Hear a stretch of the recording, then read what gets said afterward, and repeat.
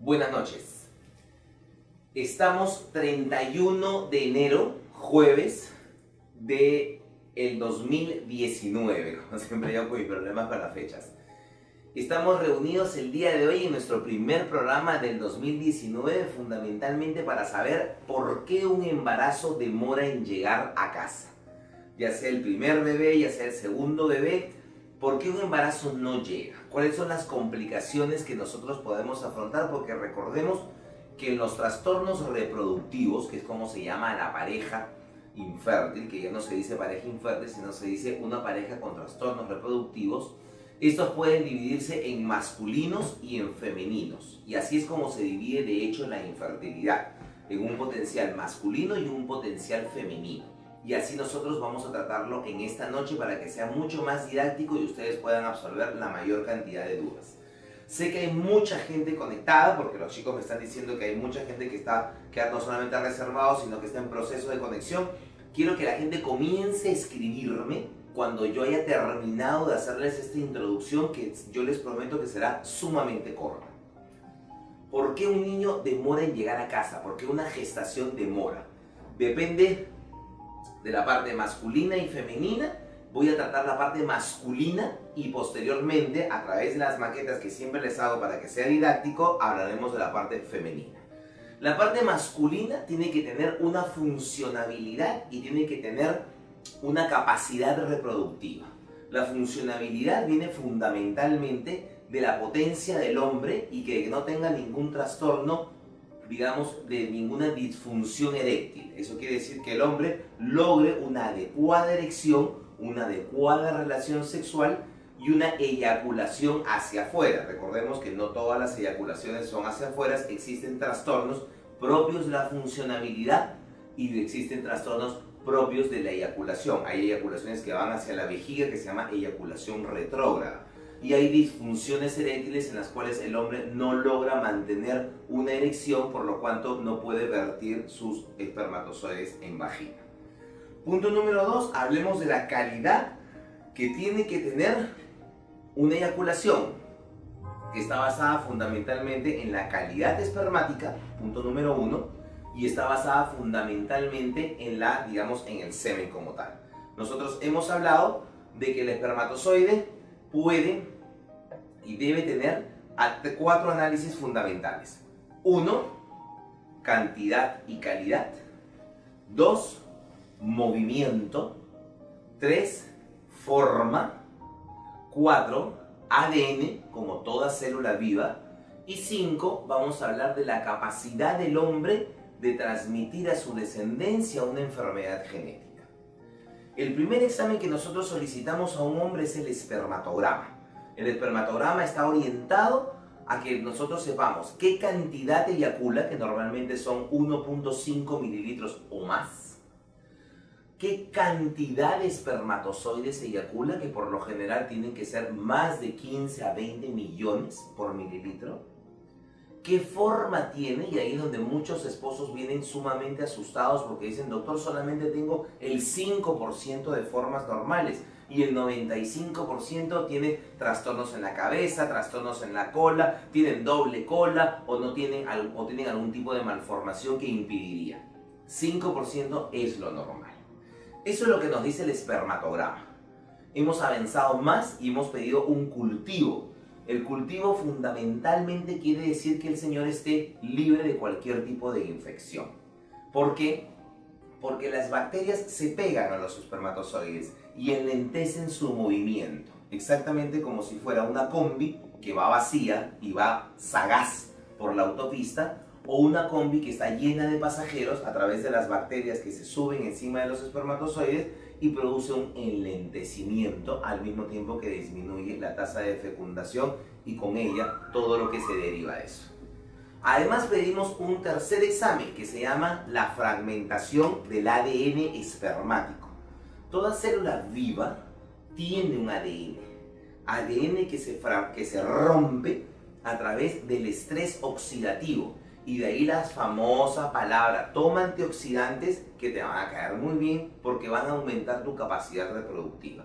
Es verdad, nosotros tenemos que el estrés produce ruptura de la cadena de ADN, y un espermatozoide con la ruptura de la cadena de ADN es muy difícil no solamente que fecunde, sino que genere un embrión de buena calidad capaz de implantarse en un útero.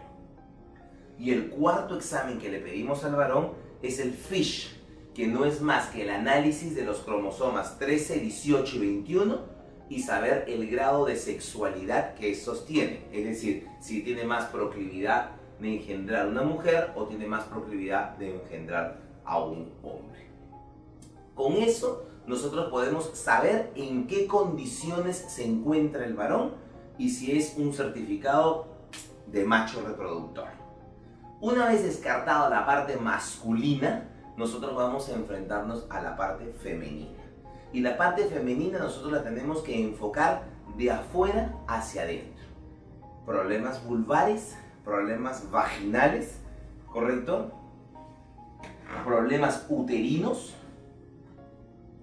problemas ováricos y problemas, por supuesto, de las trompas, que son la mayor cantidad de trastornos reproductivos que existen. Entonces vamos a focalizarnos en la parte de abajo, ¿no es cierto? Primero tenemos que saber si la señora tiene una adecuada ritmicidad sexual. Y llamemos ritmicidad sexual a un periodo de 3 copulaciones por semana, ¿correcto? Sin ningún método anticonceptivo y que por lo menos la señora cumpla 1 año tratando de salir embarazada o 6 meses si es mayor a 35 años. Punto número 2, que no genere la relación sexual dolor, porque si genera dolor hay disminución de la lubricación y indefectiblemente se van a espaciar los periodos sexuales. Y eso va a acarrear por consiguiente una disminución. Recuerden que la ovulación se produce un solo día al mes y es un solo día en el cual la señora es fértil. Entonces, si una señora tiene dolor en la relación sexual, evidentemente no le va a provocar tener vida sexual. Y si no le va a provocar tener vida sexual, pues ese día muy probablemente se nos va a pasar. Además, problemas infecciosos a nivel vaginal. Hoy en día estamos hablando del verano, donde cambia por completo la flora vaginal, y al cambiar la flora vaginal pululan los gérmenes que pueden, digamos, traer al traste con la movilidad y la sobrevida de los espermatozoides vertidos acá. Recordemos que la relación sexual termina acá y que los espermatozoides comenzarán su ascenso a través del cuello uterino y un grupo se irá para una trompa y el otro grupo se irá para la otra trompa.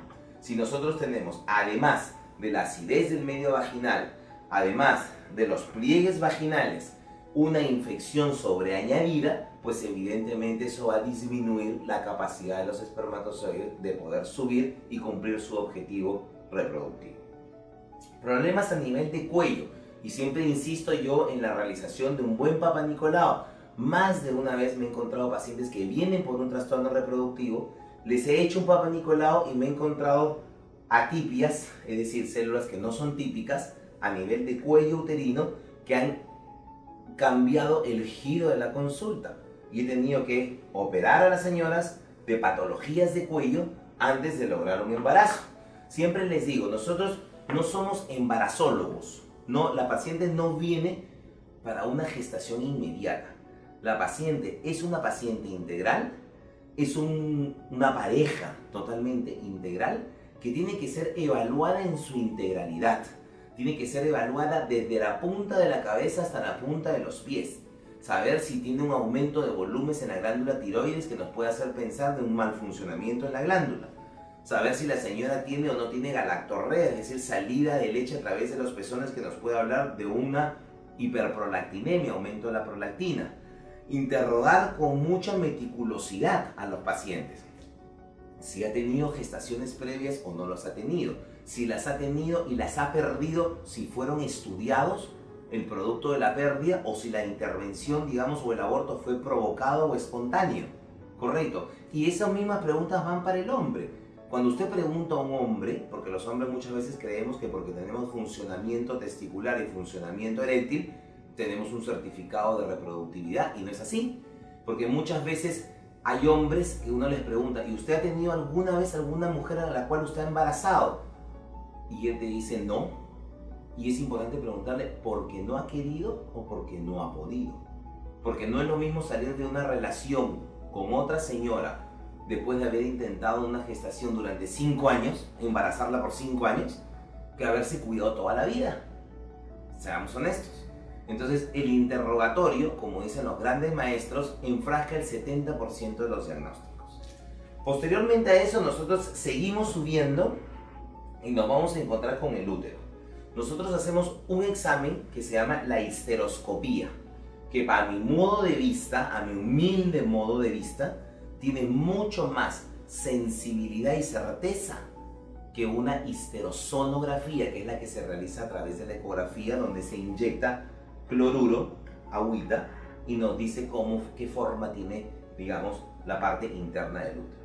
La histeroscopía nos permite visualizar el útero por dentro, saber la calidad del endometrio, la calidad de las glándulas cervicales, descartar pólipos y sobre todo diagnosticar precozmente una endometritis.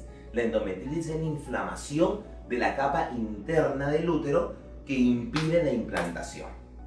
Eso es muy importante y eso solamente se evalúa a través de la histeroscopía, y podemos hacer cultivos de sangre endometrial que yo personalmente las hago para asegurar la implantación.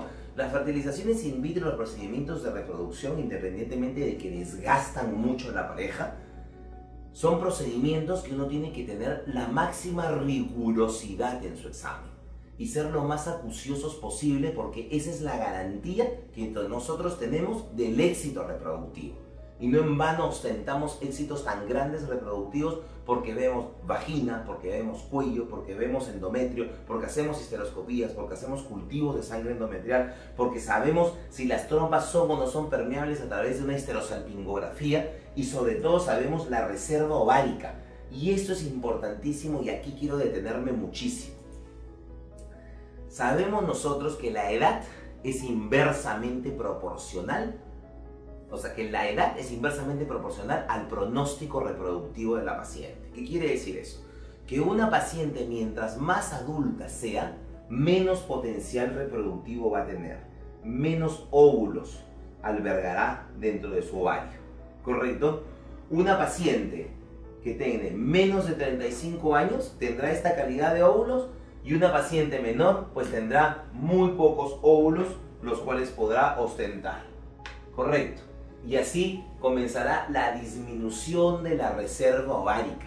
Y ustedes me dirán, doctor, pero existen casos en los cuales la paciente, siendo una señora aún joven de 35 años o 37 años, pues cursa con una disminución de su reserva ovárica.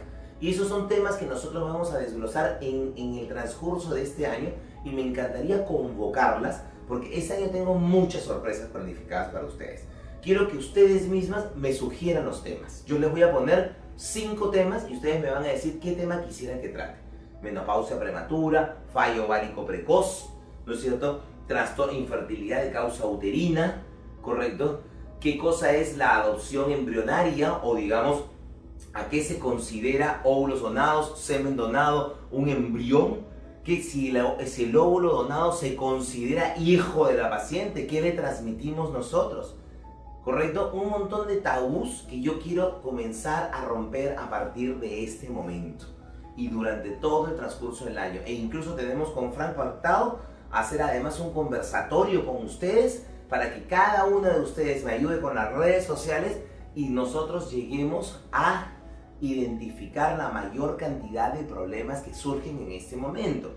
Y si es necesario, pues alquilaremos un local y me reuniré con cientos de ustedes y comenzaremos a hacer consultas abiertas. El propósito, siempre les digo, el propósito es de que usted lleve un niño sano a casa, y eso es lo que a nosotros nos alimenta. Nos quedamos entre las causas uterinas de la endometritis, las malformaciones, los fibromas y todo, que todo eso lo vamos a tratar en programas diferentes, y nos vamos a las trompas, que son, digamos, el factor más representativo y más grande que existe, las famosas trompas. Si usted se dio cuenta, la mujer está comunicada desde la vagina hasta el cuello uterino, hasta la trompa, hasta la cavidad abdominal. Entonces tienen que existir diferentes filtros para que una bacteria que ella recoja en vía vaginal no llegue a causar una peritonitis. Ahí está la famosa descamación de la vagina que se efectúa periódicamente, El famoso moco cervical, que en el único momento en que se vuelve filante es en el momento de la ovulación para permitir al espermatozoide escabullirse y deslizarse a través del moco cervical. La misma descamación del útero, donde produce la menstruación, que los antiguos decían que la menstruación era el llanto del útero al no haber sido fecundado en ese mes. Era un concepto muy romántico de lo que es, digamos, la menstruación. Y las trompas, que normalmente están obliteradas, están totalmente cerraditas con una mucosidad propia de ellas, donde ya llegan finalmente al óvulo y al ovario. Correcto. Vamos a hablar nosotros de enfermedades también que pueden afectar la fertilidad teniendo una integridad del aparato ginecológico. La famosa endometriosis, la famosa enfermedad inflamatoria pélvica, ¿no es cierto? Las cirugías realizadas en pacientes que han tenido peritonitis o por apéndice o han tenido peritonitis por algún otro agente, ¿cómo repercuten en la fertilidad? Correcto. El día de hoy doy por inaugurado nuestro ciclo de conferencias del 2019, que trataremos enfermedad por enfermedad, cada 40 días, una vez al mes, en la frecuencia que ustedes me lo pidan y en la frecuencia en que ustedes lo quieran como tal. ¿Correcto? Cada vez vamos a hacerlo más dinámico, cada vez vamos a hacerlo más rápido y ese es el propósito de nosotros. Bienvenidas entonces a lo que consideramos hoy en día el nuevo enfoque de la reproducción y los trastornos reproductivos. Arranco, ¿correcto? Vamos a ver las dudas porque ya las chicas me están escribiendo y yo me siento muy feliz cuando las chicas me escriben. Aquí estoy, perfecto. Lentes a mí. Estamos perfectos. Cualquier cosa yo explico. Acá tenemos la reproducción, la fertilización. Vamos a hablar de los diferentes métodos de reproducción, qué cosa es la inseminación, qué cosa es la fertilización in vitro. Acá lo tengo. Pero si quiere también está muy fácil. Normal es que solo la gente sabe muy bien que yo tengo 14 para él. Y los que me conocen saben que tengo 21. Vamos a hablar de la fertilización.